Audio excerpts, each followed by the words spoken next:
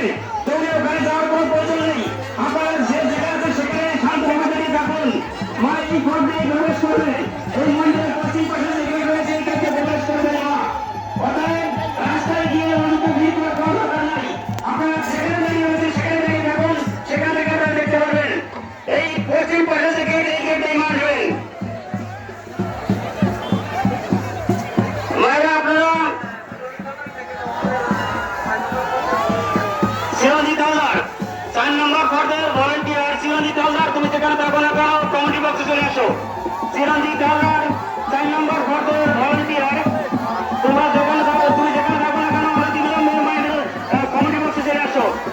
মা এই পশ্চিম পাশের গেট দিয়ে আসবে। অনেকে আপনারা ধারণা করছেন মা এই মন্দিরের পাশের গেট দিয়ে আসবেন না, মন্দিরের পাশের গেট দিয়ে আসবেন না, পশ্চিম পাশের গেট দিয়ে অবস্থান করবেন মা। অর্থাৎ আপনারা যেখানে রয়েছেন সেখানে থাকবেন, দৌড়াদৌড়ি করার কোনো দরকার নেই, সবাই মাকে দর্শন করতে পারবেন। কিছুক্ষণ পরে হয়তো এই সুযোগ আর থাকবে না। এখন যারা আপনারা রয়েছেন সবাই আপনারা দর্শন করতে পারবেন। মায়েরা মা মন্দিরে প্রবেশ করবে, জয়ধ্বনি করুন, সবাই সকলে মিলে আমরা জয়ধ্বনি করবো। মন্দিরটিকে আপনারা মুখরিত করে দেবো জয়ধ্বনি করে।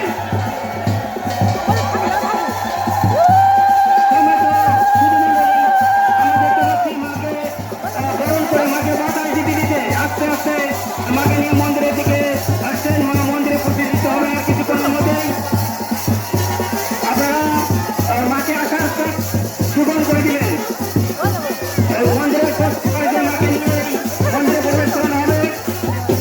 কিছুটা বিলম্বিত হচ্ছে, মাথার উপরে ওই সামিয়ে রাখা মায়ের মুকুটের পাশে আমি দেখতে পাচ্ছি কিছু লোক ওখানে কিছু বাড়িতে উঁচু করে রাখছে সামিয়ে রাখা। আস্তে আস্তে মা কিন্তু মন্দিরে হ্যালো